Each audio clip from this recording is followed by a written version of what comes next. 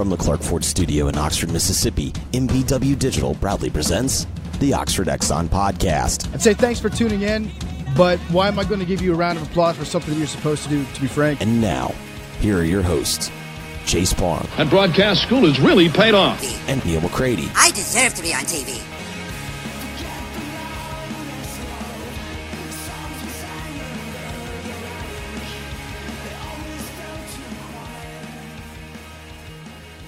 Welcome to this edition of the Oxford Exxon Podcast. It is another Friday morning, meaning you're going to get another recording from our Thursday night live shows at Funky's on the Oxford Square. We've been doing them for over a month now. Back again last night. Russell Johnson, our recruiting analyst, joining us as we took a bit of a deep dive in the first half of the show into Ole Miss football. How much of a quick fix is there for it, and how can the Rebels start that improvement back to where they were a few years ago? So that's what's on tap. We also go through Neal's picks, those up at rebelgrove.com this morning, as well as a Free Gas Friday with the Oxford Exxon. Follow the Oxford Exxon on Twitter. Their question is, how are you feeling headed into tomorrow's game with Ole Miss and Kent State? You reply in GIF form, and 3 winners will be picked for free tanks of gas before you leave town this weekend. So subscribe to rebelgrove.com. Check out the Oxford Exxon on Twitter to participate in Free Gas Friday. When you need a new vehicle, check out Clark Ford in Amory. 662-257-1900 is the phone number. Highway 25 South is the address. And you know by now that at the end of the deal, tell them you heard about the podcast. And when you do that, $500 off more from Clark Ford there. Get a great deal in Amory on your new Ford vehicle. We are at Funky's. Thanks again to Blue Delta Jeans for the trivia question, as they do every single week. I've been wearing Blue Delta to the games every Saturday. Will tomorrow. You should try them out as well. You won't regret it. You'll have multiple pair before you know it. So I forgot to hit the record button when we got started. You're going to come into this interview in a second, in about 20 seconds into the show. Nothing crazy. You didn't miss anything, but you get me, Neal, and Russell for about an hour. We're going to go through Neal's picks and, again, talk very, very in-depth about Ole Miss football. There's also a Greatest Pod in the South up this morning. There is a Soft Verbal up. It's more basketball recruiting-centric is where they went with that show this week, presented by Billy's Pecans. So enjoy.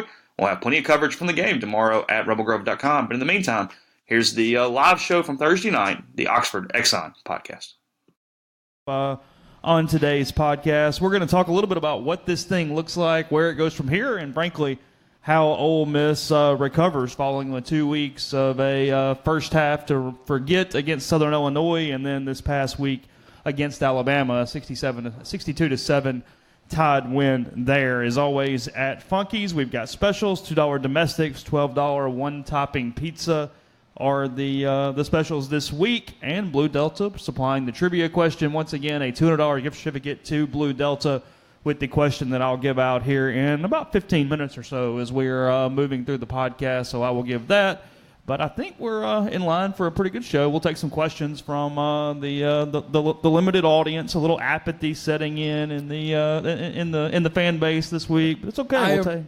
I am reminded of that scene in Major League where Bob Uecker is in the announcer's booth in the press box, and they say something about a play, and they all just kind of create the noise like, "Hey, way to go! Woo! Way to go! Way to go! Woo! Good job!"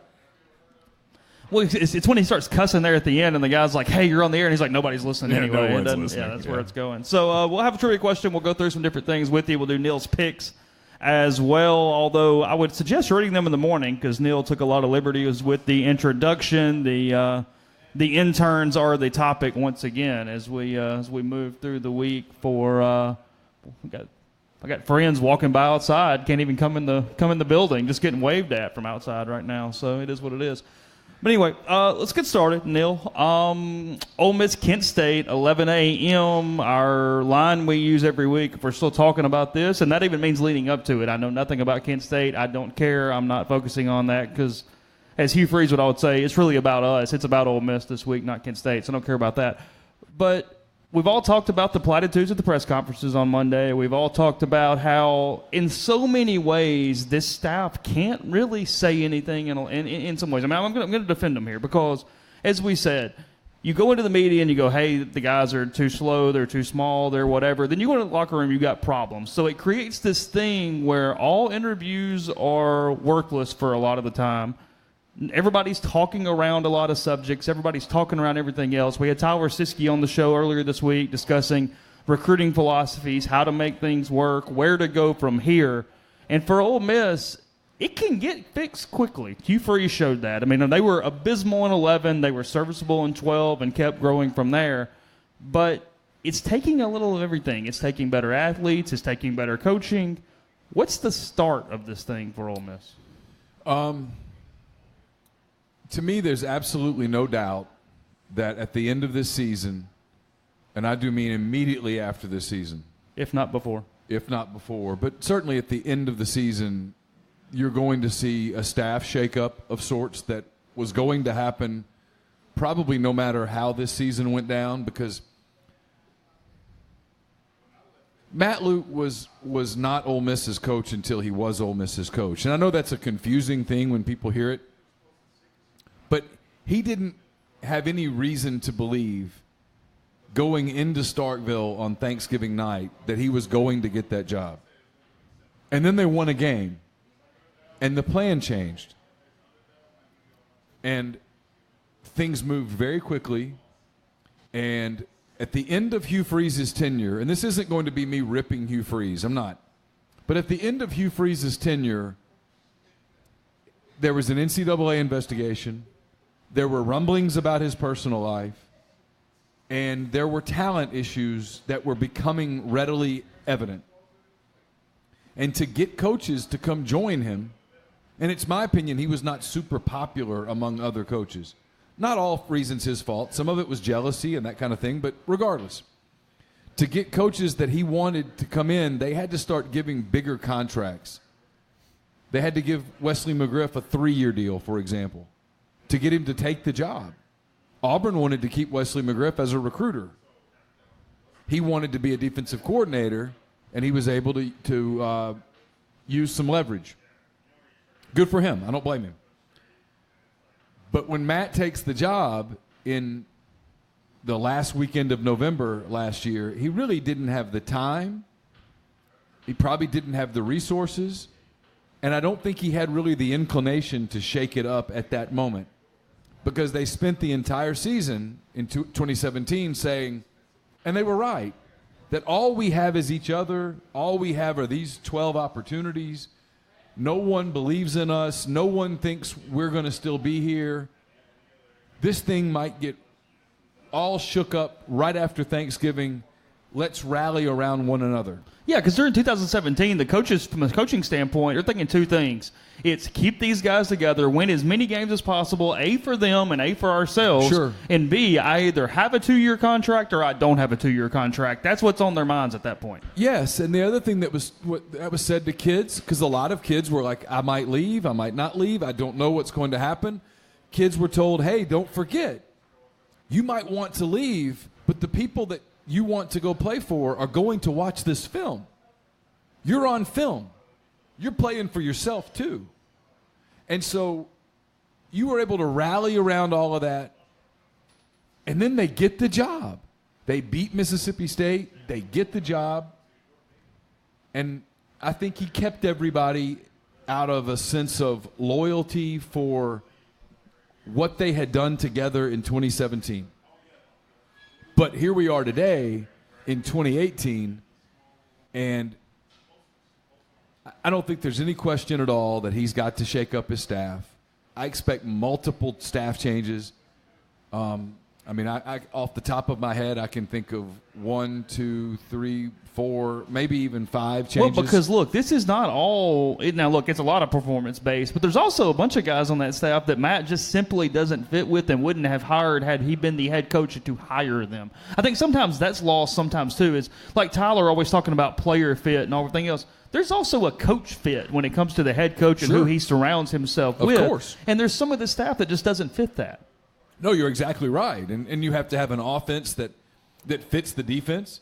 You have to have a yeah, because you're big on that. You don't think they fit at all. No, I don't think they fit at all. I think it's the marriage where you look at it's like 6'8" woman and a 5'2" guy, and you're like, well, that doesn't work.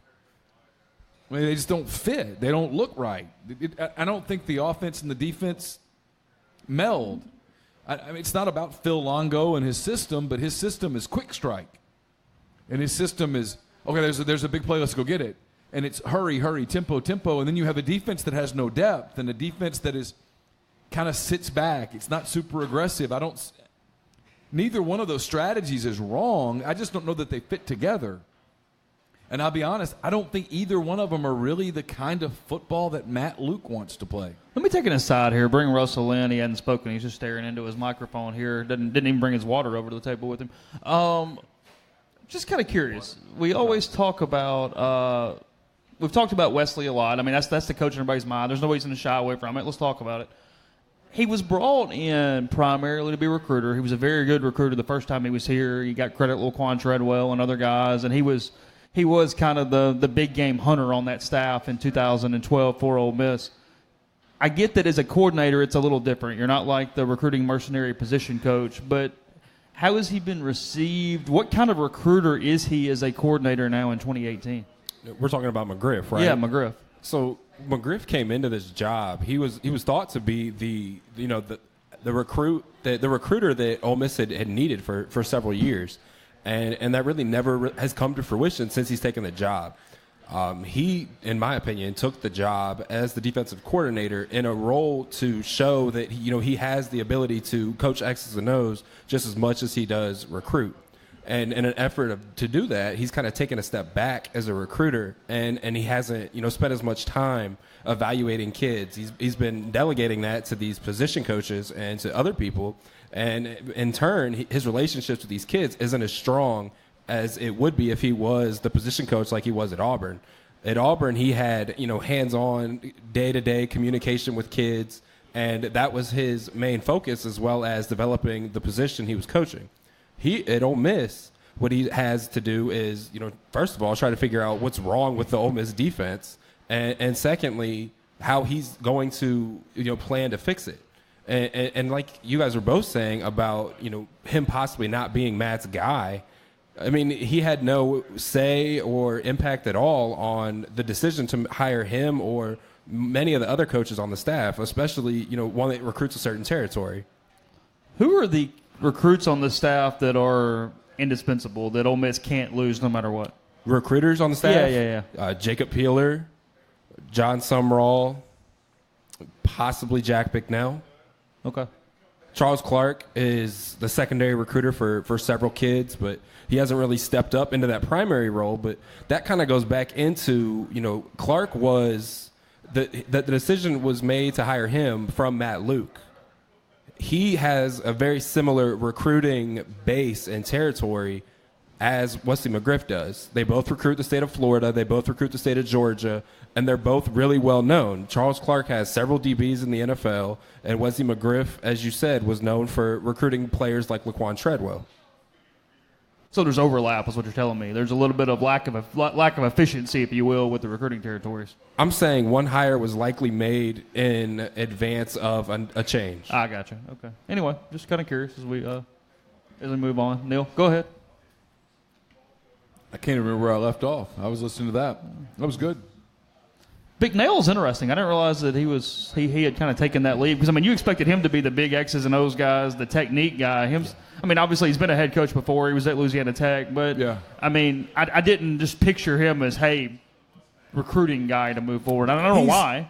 He's super sharp. Yeah. He's been a head coach, as you mentioned.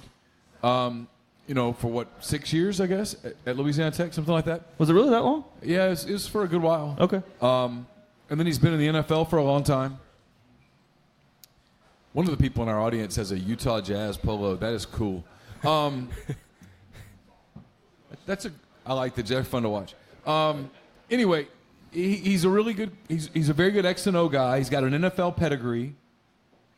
He is authentic with the kids. He is. When he doesn't do that yelling, screaming stuff. He tells them, this is how we do this. And then kids know, this guy knows how the NFL works. And then I think he's just a good person. He's just a nice guy. I I don't know how long he stays at Ole Miss. I think Matt would like to keep him. I guess that was my point, is when it's first made, it looks like a stopgap, but then he's fit in well in every different way where it can make a long-term thing. It probably was a stopgap, and then sometimes things work out. And everything I've heard is he likes Oxford. He likes it here. He likes working for Matt. Matt certainly knows the importance of an offensive line coach. Because I think last year sometimes Matt wanted to go over there and coach, and you can't do that. You've got to have the guy that you got to let the guy coach because you got to go do other stuff, and you have to be able to trust him. Yeah, and Big Nail has been in the NFL for so long that you couldn't throw an offense at him that he can't acclimate to. He can acclimate immediately to anything. So whatever the direction is that Ole Miss's offense takes, and I'll be honest, I mean, I think Phil Longo's really good at what he does. I think Longo's a smart guy, but I think Longo wants to be a head coach. I think there are going to be opportunities for him in the near future, perhaps at the end of this season. I think he's on Rutgers' short list. I think he's on UTEP's short list. He might very well be on Texas Tech's short list if they make a change. I mean, Neil Brown's their 1A, but yeah. Yeah, I mean, Neil Brown makes so much sense for them but Neil Brown might have better opportunities. Neil Brown's built a program at Troy that, I mean, I almost got into an argument with someone the other day, and it wasn't really, I wasn't trying to argue, but someone said, so do you really believe that Troy has more talent on offense than Ole Miss does on defense? And this wasn't on the message board, by the way. This was a human interaction. And you had human interaction? A little. And I said, yeah. Yeah, well, hold on. To set the scenario, who are you talking to? Like, how'd this happen? I was just talking to a friend. Like on the phone? On the phone. Oh, I thought you meant like in public. You ran into no, someone. I wear headphones in public. Yeah. No, we were in. I was just on the phone, and he said, "Do you really believe that?" And I said, "I do." And he said, "Based on what?" And I said, "Well, I watched the first quarter of Troy and Nebraska, and what I saw with Troy was athletes. Now, do they have a bunch of elite 5-stars? Of course not. But they've been able to go get that high 3-star player that doesn't get an Alabama offer and doesn't get an Auburn offer and maybe is a late bloomer, and then they've developed some talent." And so I said, Troy's, they're really athletic. That big, tall wide receiver that made plays all day against Nebraska, he would play at Ole Miss. It's not a criticism of Ole Miss, but it's you can build a program at a number of places. So my point about Neil Brown is Texas Tech may have waited a year too long. Neil Brown might get a much bigger job with more money. I'm going to go out on a limb and assume that Neil Brown likes money and that he's going to go to the place that offers him the most. And there are programs out there that might have an opening that will offer him more than Texas Tech will. And if that's the case, a guy like Phil Longo will have a real opportunity at that job. So let me ask it this way then. We talk about the coach, we talk about recruiting. We'll get back in that in a second with Russell because I'm kind of curious. But, you know, Dave Womack, when he was on this show and then in previous times as well, has mimicked that when, very similar to Troy, he thought Arkansas State had as many athletes just in general as Ole Miss or more when they took over the job in 2012. Yeah.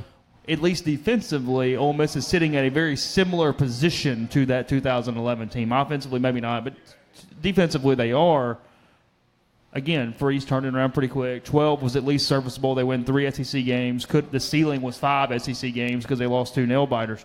So point being, what is required? You've seen it. What is required for Ole Miss to make that kind of jump to at least the respectability to then start – taking away the apathy, taking away the anger, and at least moving in that direction like they were kind of a half decade ago? You know what? I'm going to answer the question literally, and it's going to make me sound like a jerk. And I don't mean to, but there are 11 players on defense.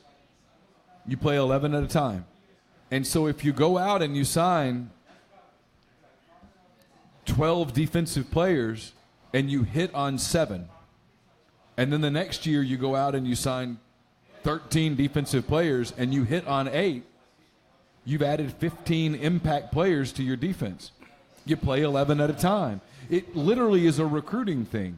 It is where the content that Russell puts up on our site right now, this is an ego blow to you and me here, is really more important than anything we can really write, because they're either going to turn it around in recruiting or they won't get it done in recruiting, at which point they won't turn it around. It's literally about players, and then it's about your ability to develop those players, your ability to develop those players quickly, your ability to get those players to acclimate into a system, to make it homogenous, to make it gel.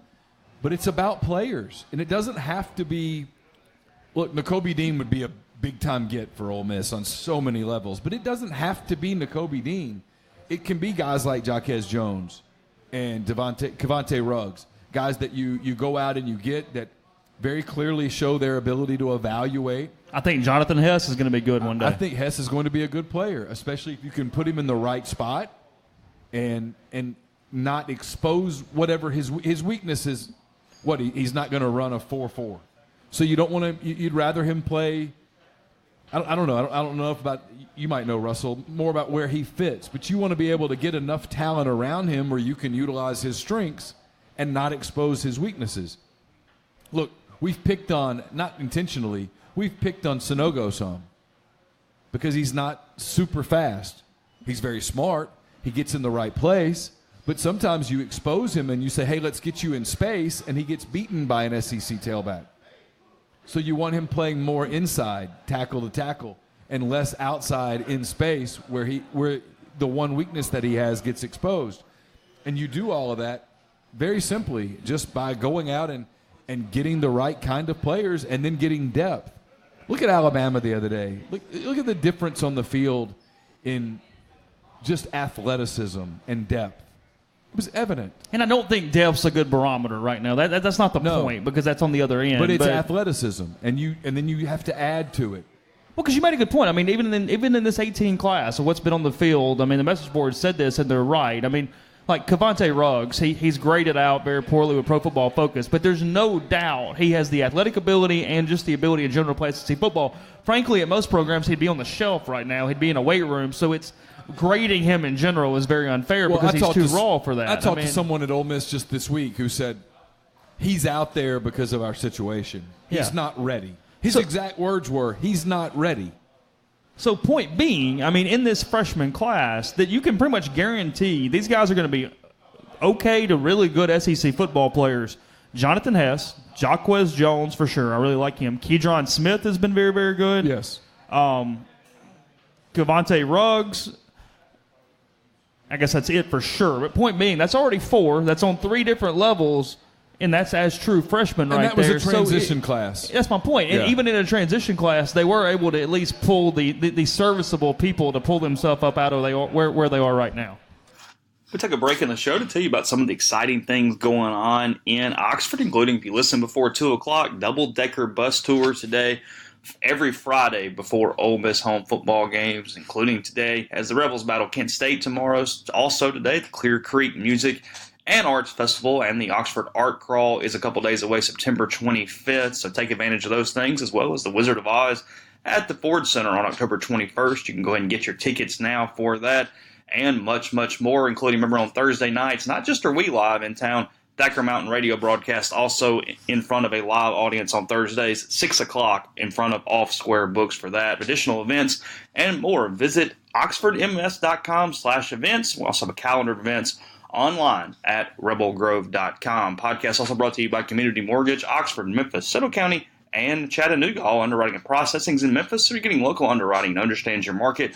A leader in condo financing and the float down option. So you lock in the current rate, but if rates go down before you close, you get that lower rate. You can find Jason at 662-234-2704 or JLowe, J-L-O-W-E, at communitymtg.com. The podcast also brought to you by Oxford Wine and Spirits. You're stocking up today. You're getting into town. Listen to this on the way into Oxford. Head on over to College Hill Road next to Lost Pizza. They're already 5% lower in industry prices as it is. You mentioned the podcast. You spend $150 or more. 5% off wine, 10% off liquor with Oxford Wine and Spirits. I'm headed there here in a little while today as well. And if maybe you don't want to pick it up, you want somebody to do it for you, Locker Stockers, the people for you. Still time. You got that locker or that suite at Vaught Hemingway Stadium. They'll fill it up for you before home games at Locker Stockers, mention the podcast, maybe get a deal with them as well. You give them a call at 662-586-1487 or info@lockerstockers.com. They will take care of everything for you. And then finally, the podcast also brought to you by John Edwards with Regency Travel. Ready to take that golf trip, whether it be inside the United States, Bandon Dunes, Kiowa, or other places like Streamsong, or internationally. If you want to go to Paris, if you want to go to St. Andrews, wherever you want to go, John Edwards can hook you and your buddies up for that golf trip. Give him a call at 901-844-6110 or jedwards@regencytravel.net. Back to the podcast now as we continue to discuss Ole Miss football. This December, and this is where Russell can chime in on where they are and where they have to get. This December/February, however you want to deem national signing days, they've got to add 8 defensive guys who can help them in the next 2 years. Yeah, I mean 100%. And currently they have several defenders committed. I mean, they have a total of 26 committed for the 2019 class, offense and How many defense. can they sign total? 33, Okay, 34. Go ahead. So they have room for about 8 more. And what it really seems that they've been able to do is, like I said on the Soft Verbal when we recorded it yesterday, was they've been able to set themselves up where they've got maybe 3 or 4 SEC caliber ready players, and they have them who they'll be able to, if they need to, make an impact. Before I get, into the class of 2019, you got to go back to 2018 and the kids that didn't qualify. You had Noah Jefferson, who was going to start on that defense likely, if not fighting for reps with Benito Jones and Josiah Coatney. And then you had Cam White, the safety, who didn't qualify for Madison Central, who they were really excited about and had a really big performance in the Mississippi-Alabama game. Now Jefferson ended up qualifying elsewhere and is playing for Lane Kiffin. And Cam White is playing in Senatobia with the school that doesn't let me interview their players. So, with White, you've got 2 years before you'll actually see him on an Ole Miss campus. But the thing is he could have made quite an impact his freshman year. He would have been able to step up, especially right now with the injuries and everything taking place, that you wouldn't have to shift these players in different positions where they may not be comfortable, may not be mechanically and fundamentally sound. But you have to do it just because, there's the need, and you have to field 11 players. But getting back to the 2019 class, they've got 3 linebackers committed in Sam Williams, who, depending on the defensive scheme, could end up as a defensive end. It all depends. I mean, if you're running the 3-4, he's going to be an outside linebacker. If you're running this 4-2-5, he's going to be on the end, and he's going to be pass rushing, and those are both things that he's very good at. Now, if you switch to a 4-3, that's a whole different topic. And that's where you kind of got to figure out if he even fits that system. Other than that, Ashanti Seastrunk from Louisville has a chance. Like I was talking on the Soft Verbal again, he's really started to grow, and he's gotten a lot better. He led that Louisville defense last year, and now that Charles Moore is back down there and healthy, he's been able to really kind of get himself in these opportunities where he's in space, where he wasn't able to do that last year. And then you've got Eric Jeffries, the local kid from Lafayette High School, who Ole Miss was really impressed by when they saw him in the camp circuit, and he was able to earn that offer. Now really no other schools have come in and pulled the trigger, which is worrisome for Ole Miss fans. But they see enough in Jeffries to warrant the scholarship, the commitment, and the 4-year commitment. I'm going to ask you a little bit about the 18 class in a second. Anybody else in that class as time goes on? Before we do it, I will get to the trivia question for the week. That, as always, is provided by Blue Delta Jeans, BlueDeltaJeans.com, located just a golf shot away from us here on the, or at least 10 Neal golf shots, but one for the average person. Hey, on the Oxford Square, they have great things in the denim category, the Holland and Sherry that I wore at the game last week as well. So go in, let them fit you, take advantage of it. And if you answer this trivia question, you'll be most of the way toward that. So the question for the week is I need in any order. I know you don't have to do it by age or anything. The 3 youngest FBS head coaches currently active right now. Give me 3 of those. You can probably come up with one pretty easily, considering who we cover and what's going on with the show. However, give me the 3 in any order. The 3 youngest FBS head coaches currently active in college football. If you had said best coaches, I would have started with Matt Viator, of course, but I don't know that he's on one of the youngest. He is not. I don't think Terry that takes Bowden one away makes it right either. there. So Damn. you can write it on a napkin. You can bring it up here on the table. You can really do that is the recommendation, because I've gotten in trouble a couple times where I've gotten the napkin on the table and somebody's messaged me on Twitter before that. I didn't see it, so then I get in trouble and I have 2 winners if I'm not careful. And I mean, Blue Delta is really, really generous, but they'd rather not give out 10 winners a week. So just write it on a napkin, throw it up here, and we'll get that accomplished from Blue Delta Jeans as we carry on. So point being, I've mentioned Hess, I've mentioned Keydron Smith, I've mentioned Jacquez Jones, and I mentioned Cavante Ruggs. The next year, because look, we're in such an instant gratification society. They forget sometimes redshirt sophomores can emerge as well when they're 2 or 3 years into a program. So whether it be 2019 or 2020, give me a couple names from that 18 class that are going to contribute defensively or offensively at the SEC level that are not playing right now. Well, I mean, the easy one would be DeMarcus Gregory, but Gregory first has to get healthy. He really kind of pushed himself a little bit too hard when he was coming back. He wasn't supposed to be in contact drills. He wasn't supposed to be doing certain things in terms of pushing himself that he ended up doing. Gregory's going to have a chance, especially he'll have 2 springs, and he'll be fully ready, come next year, whether or not he appears in his 4 games this season or not. And then defensively, well, either offensively or defensively, whatever ends up happening with him is Jalen Cunningham, the 4-star who signed as a defensive tackle from St. Clair. With him, it's just about finding a position and sticking there. For him, he came in as a defensive lineman. He's listed as a defensive lineman on the roster.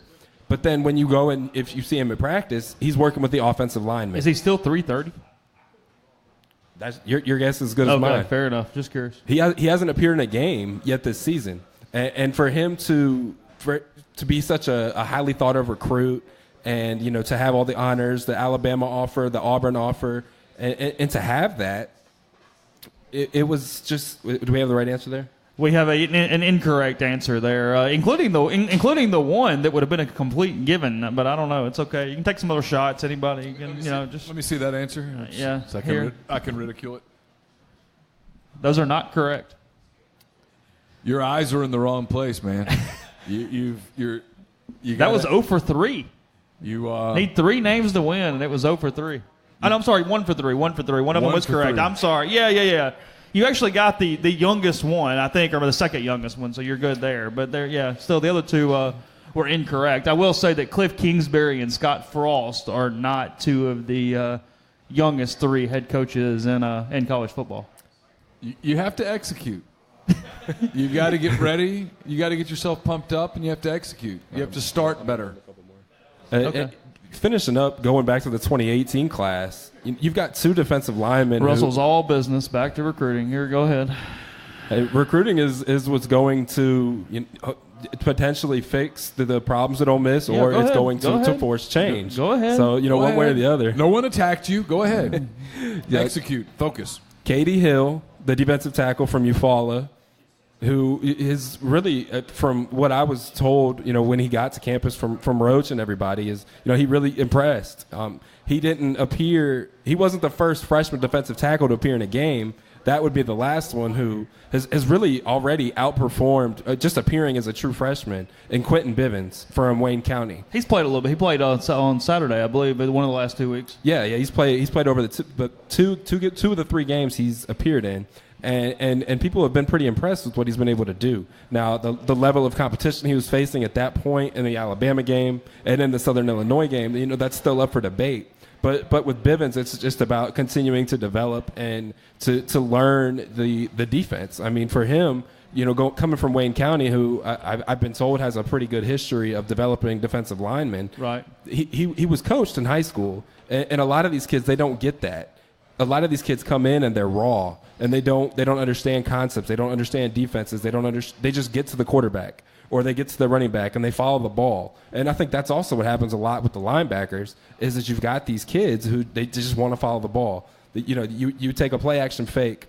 We watched it in, I forget which game it was, And what happened was the linebacker, as soon as he gave the ball to the running back, or was pretending to give the ball to the running back in the read option, the linebacker bit and was all the way near the line of scrimmage. And in turn, the tight end was wide open and caught, I think it was like a 50-yard pass.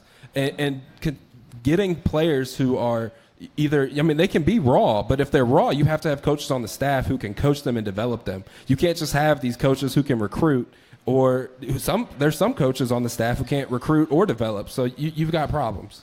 Another answer got really, really close this time. We got 2 out of 3 this time. Who was wrong? Mike Norvell is not a right answer. However, I think he's 4th. So I think we've got 2 of the correct answers, and then the 4th one as we move forward. So really, really close on that one. But we can add Mike Norvell to the list that is not correct there along with the other 2. So. Anyway, we'll go there. Let's get into picks for a second while we're moving through. We typically try to talk about those on Thursday. We got Russell up here who has a history with the MAC. You history with Akron, right? Is that is correct. The Zips. You're a Zip. One of the only undefeated teams left in the country. Is Akron and Kent State rivals? My gosh. Are you serious? Well, stop acting like it's the Egg Bowl or the Iron Bowl. Have you not seen Russell? He says Kent Reed, Kent Right, Kent State. That's right. And I worked there for a year. You worked at Kent State? You worked at Kent State? Yes. I didn't know that. Darryl Hazel. What did you do at Kent State? I was the video guy. I traveled around and filmed the games and practices, and it was a fun time. So you once wore the uniform of the Golden Flashes. That is correct. If you looked on Facebook, you could find a picture with me in a Kent State polo in Manhattan, Kansas, and Tuscaloosa, Alabama. That is fascinating. I knew none of this. Yes. How about that? It was an interesting year. Mr. Golden Flash, Russell Johnson himself. So this is an emotional game for you Saturday. Not at all. Not at all. I really don't think I'm going to see anybody I know. Something that Kent State did, which other programs could have taken note of when they had the chance. Oh, God. They cleaned house. Things changed. They almost shut down the football program. Really? Yeah. I mean, they were losing so much money under Paul Haynes because what Hazel did was Hazel had Dree Archer, who played for the Steelers, blah, blah, blah. And what happened was he left and went to Purdue, the dead-end job. And they hired Paul Haynes, a former player, la-da-da, and nothing happened. Nothing worked. So what happened? What they did is they cleaned house. I don't think there's going to be anybody who I even recognize on Saturday. Kent State History Hour brought to you by Russell Johnson over here. They're really good at college baseball. They went to the College World Series in 2012, was it? 11, 12? The trophy between Kent and Akron is a wagon wheel. I can't believe you don't know this. A wagon wheel? Yes, it's the wagon wheel. Do they get Darius Rucker to sing it? No, sadly they don't. They really mentioned that show when you went with Darius Rucker instead of Old Crow Medicine Show? Darius Rucker sang Wagon Wheel. Well, he covered it. Look, man, you are the guy that goes to numerous Coldplay concerts, so we'll forgive you. I've been to one Coldplay concert, and it was damn good. We have a winner for our trivia question from Blue Delta Jeans, gift certificate being handed out. The guy looked at me when he found out I went to a Coldplay concert. He gave me that look. A good look or a bad look? No, it was a bad look. Like, okay. What the hell? It was really good. The answers are Mike Sanford at Western Kentucky. He is the new person to the list this year.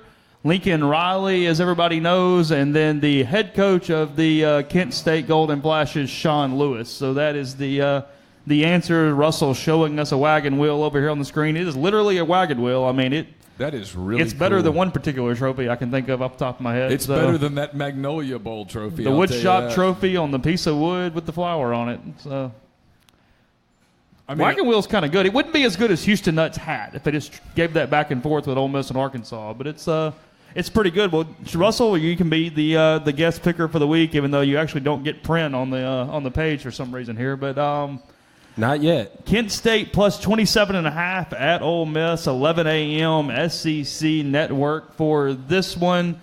Mr. McCready, you've got this at 50-20, so you have Ole Miss covering this line on Saturday. Yeah, I couldn't remember what I picked. Yeah, I'm laying them. I think Ole Miss scores a bunch of points, and I'm gonna predict a defensive masterpiece for the Rebels where they hold Kent State to under 24. They have not held anyone under 21 points in the last 22 games. It's been almost 2 years since they pulled that off. I can feel it. I think they're going to come out really fired up.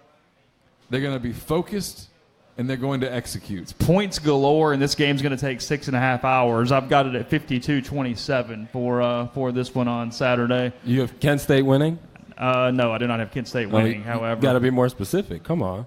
I think Ole Miss covers the spread. You know, kind of what Neil was saying about the defensive masterpiece. I mean, the offense has to come out pretty upset, not just upset and not even just motivated, but you know, they were horrible after that first 11 seconds last Saturday. And for them to recoup from that and rebound. Sometimes 11 seconds is all anyone needs. That's what she said. We take a break from the show to tell you that this podcast is brought to you by Robert Gambrell and Gambrell and Associates. Robert knows that many of the people listening to this podcast will never need a bankruptcy attorney or a Social Security disability attorney. However, many of you may be interested in reviewing your financial situation to consider asset protection. This is a part of what a good bankruptcy attorney does.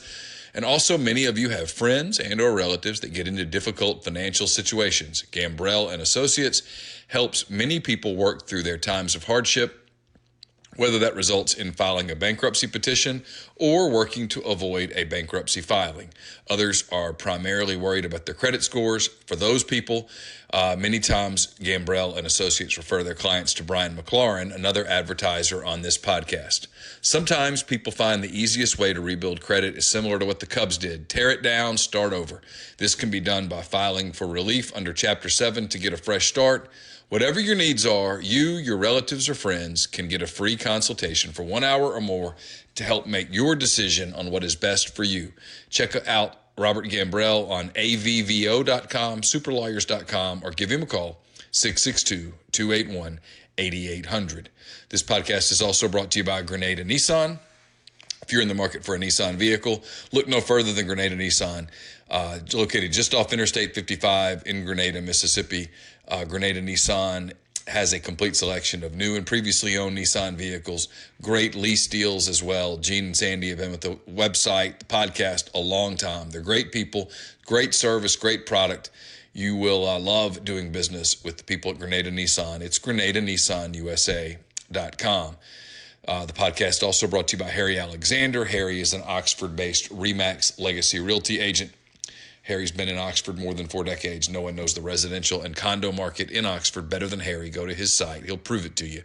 It's harryalexander.com. Click on the Properties Neighborhoods tab. Filter through by what you are looking for, and then send him an email. It's ha@harryalexander.com.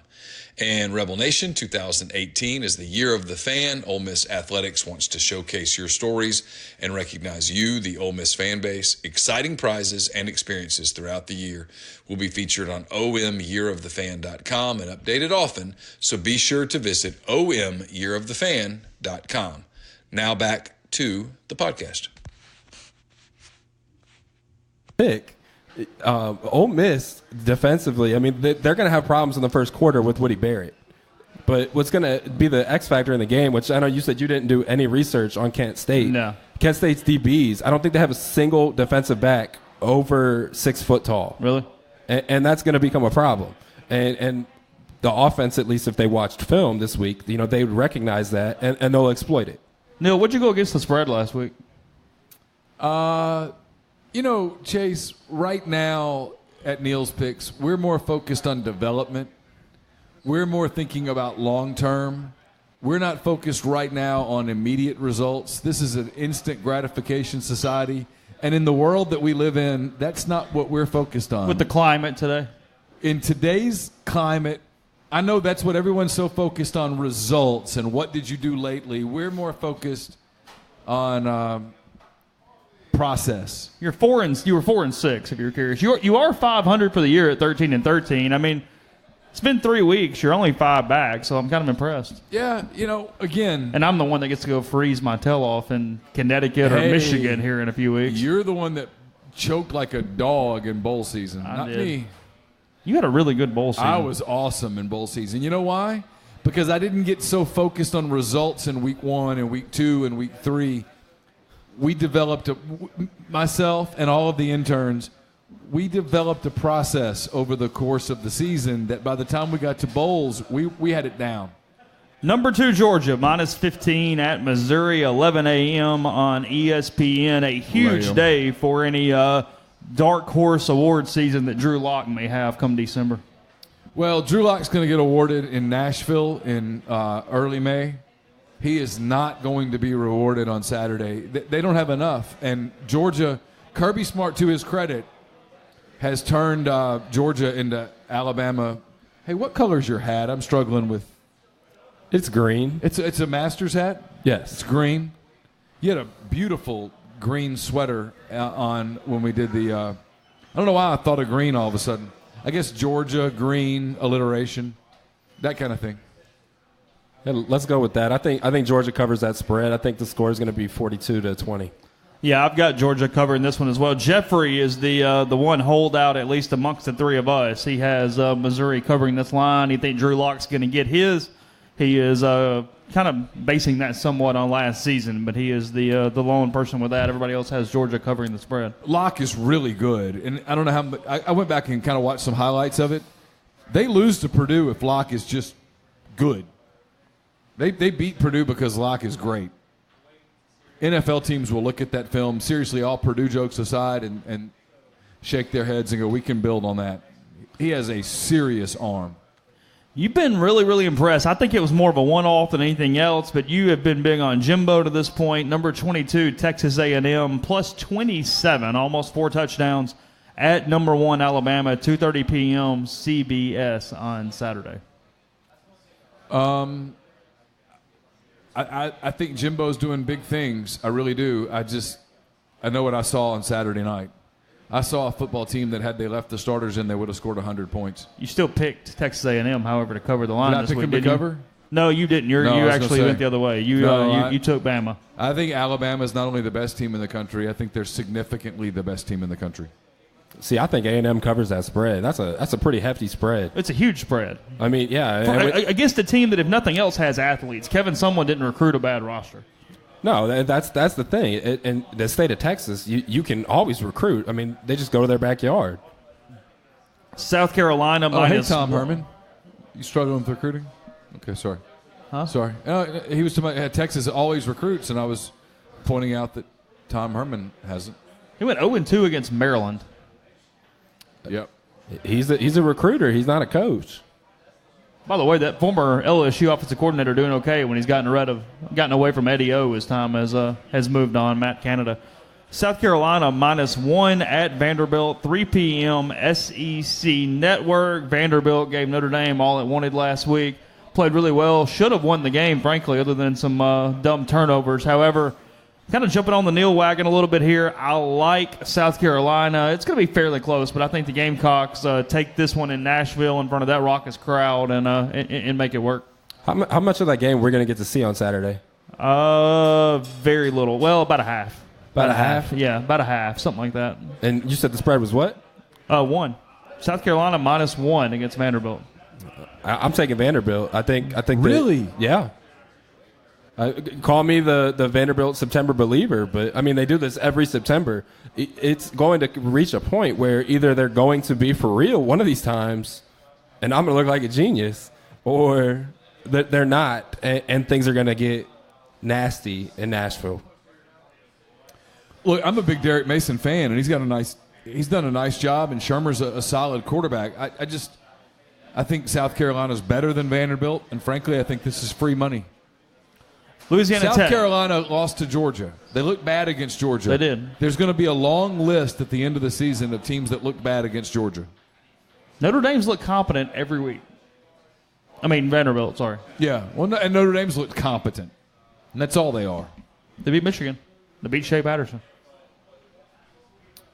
Shea tore up Western Michigan. And who did Michigan play last week?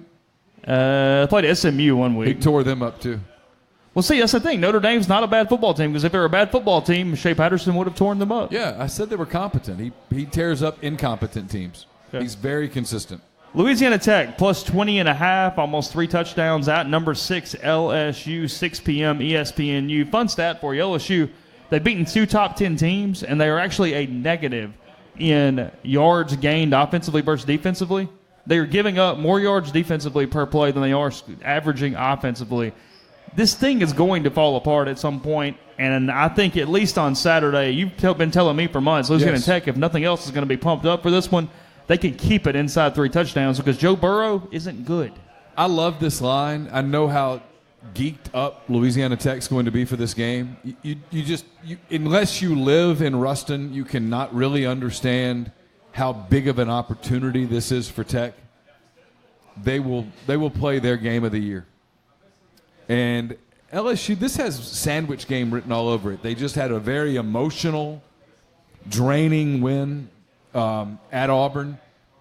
The media has been writing about that win all week, just like anybody would. They've got a big stretch of games against SEC opponents coming up, starting with Ole Miss and including Georgia and Florida and Alabama. And I just think this has sandwich written all over it. I think LSU wins, but I think Louisiana Tech covers. Number 14, Mississippi State, minus 10.5 at Kentucky. Sorry, Russell, go ahead. Pick. I'm sorry. You're running through these. I'm sorry. Louisiana Tech's going to cover the spread. Kind of what Neil said. I think it's a trap game. Going between Auburn and Ole Miss, and everybody being motivated for that game, and doing these weekly box score deep dives and everything with the analytics and the Pro Football Focus, you can see how. I hate to say bad, but how bad Joe Burrow is. You see him when he's throwing under pressure, he's 2 for 19. You see when he's throwing down the field, he's far and well below He's only average. averaging 4.7 yards an attempt. Yeah, and when you see that, I mean, Louisiana Tech may not have a fully competent Power 5 secondary, but they're going to have enough when it comes to covering that spread. Number 14, Mississippi State, minus 10.5. Pretty big line in Lexington against a pretty competent Kentucky team all of a sudden. And State has won 7 of the last 8 in Lexington, I think, losing on a field goal in that other one. So they've done pretty well there. Neil, you have this thing at 34-17. You got a bit of a route for State in Lexington. Yeah, I don't like this matchup for Kentucky. I think State has a very clear identity, and they're going to play that bully ball at the line of scrimmage. I think that's how you beat Kentucky. I think you take Snell away and you put the game in the quarterback's hands, and I don't think they have the quarterback play to pull that off. I agree. I think Mississippi State covers that line, and I think it's over by halftime. I actually took Kentucky here. I think Snell's going to get a few yards, might even break one along the way. Oh, I'm not yet. Not yet. Is the crush beginning to happen? No, not yet. He's too popular. I don't like the really popular guy. I got to catch the guy before he gets too popular. However, on the road, are you not going to take a football lover this year? What? Are you not going to take a football lover this year? But we're 3 weeks in and nothing so far. Yeah, I know. Okay, well, interesting. So I've got Kentucky losing but covering the 10.5 against State in Starkville. And then the last game of the day the last game we're picking, huge line. One of the biggest SEC lines I've seen in a long time, especially not including Alabama. Arkansas plus 30 over 4 touchdowns. At number 9 Auburn, 6 p.m., and this is an SEC network game. I'd lay 40. You think the Auburn offense is going to put up that many points? Arkansas, probably without both of its starting corners, off a team that gave up 44 to North Texas. Auburn is 2-6-1 since 2014 covering lines of this size. Yeah, those are just numbers. My interns and I have studied this all week, and we feel good about it. We are focused. Doesn't Arkansas have to be a little better than the last 2 weeks? I mean, they don't. I mean, it's kind of like the Ole Miss defense thing. They can't be worse. Well, yeah, actually. I don't know. They could be worse. They could be far worse. I think right now Arkansas is the worst team in the SEC, and I don't think it's not close. I don't think it's particularly close. No, I mean, Ole Miss, very, very big opportunity in Little Rock here in a few weeks. The fan base is going to be pretty similar from a crowd standpoint. I mean, Arkansas, as we saw in Fayetteville, even had completely given up last week in the crowd via Tom Murphy, I guess is who it was. Yeah. Tom's tweet of the crowd shot at the beginning of the third quarter was, woo. I mean, less than 15,000. Yeah, it really begged the question, was whatever Mike Norvell did so bad that you just couldn't have done that? Well, that and the fact that another coach they could have potentially hired was on the opposite sideline in Seth Luttrell. Now, whether or not he was ready for that Power 5 opportunity at this juncture, still up for debate. But, I mean, the way he dominated that game on both sides of the ball. But you knew Chad Morris was going to have a difficult transition. He was going to run a completely different system than the one that Brett Bielema ran, the one that Brett Bielema recruited to. And you knew that Morris had to run, as we talk about recruiting, Morris has to run that system so that he can show recruits the system he's going to run.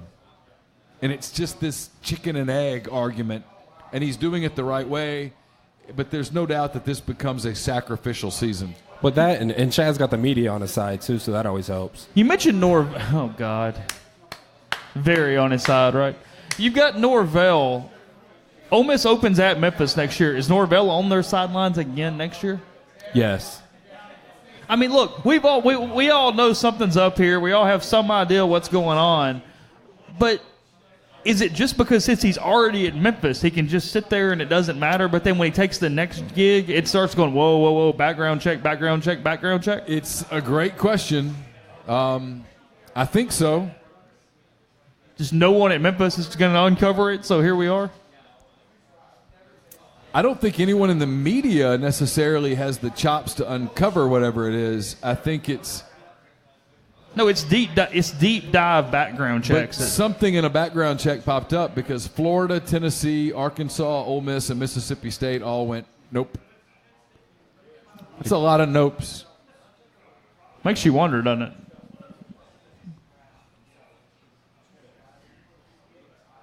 Just saying.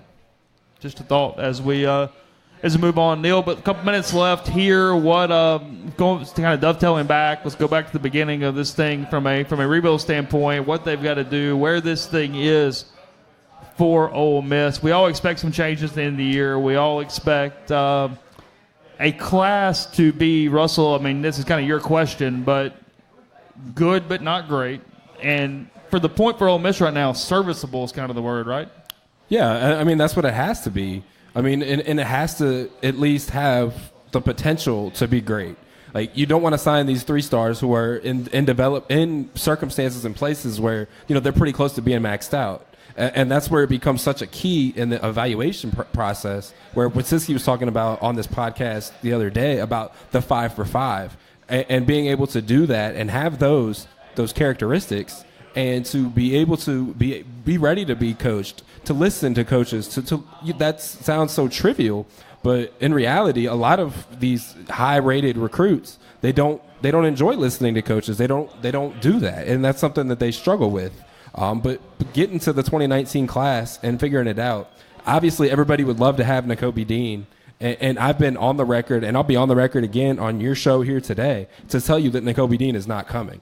Nakobe Dean, I mean, as much as he's on the Ole Miss campus and everything, I think you can kind of compare that to the Bryce Harper troll job if he doesn't end up with the Cubs. Let me ask you this. We'll close here, Neil, and maybe this is your question as much as Russell, because it's what keeps striking me about this. Everybody seems to feel the same way with Nakobe, Florida State, Georgia, two front runners. I wouldn't say Florida State right now. Okay, Georgia, front runner for Nakobe Dean right now. We've covered recruiting a long time, Neil. Russell's been very, very good at it for a shorter period of time, but still enough time to have some experience. That in-state kid, you always have that moment in January or February where we go, well, all right, fine. Things change, things happen. Is this simply because of Ole Miss's NCAA situation, or why are we not given a certain level of benefit of the doubt that typically happens with in-state kids that aren't favoring Ole Miss or State individually, and you go, okay, that's where they're going? I think it's the NCAA thing. I also think it's the nastiness of that rivalry is a turnoff to some degree. Both programs, I don't think Ole Miss right now negative recruits. Tyler Siskey talked about that. But before these last few years, I think the Hugh Freeze, Dan Mullen dynamic got nasty. I think Russell can answer this better. I think that turns kids off. I don't think they like it. And then I think it's for Ole Miss, the last couple of years, it's a success thing or a lack thereof. So Matt's back in that spot where you have to convince kids that the success comes, that you have to sell kids on you get to be a big part of this rebuild. And that's why, in many ways, this class that is the one that I will call Matt Luke's first class is the one that has to be building blocks. It doesn't have to be the tallest building. It just has to be building blocks. And then the next one, that 2020 class, he's got to go add stars.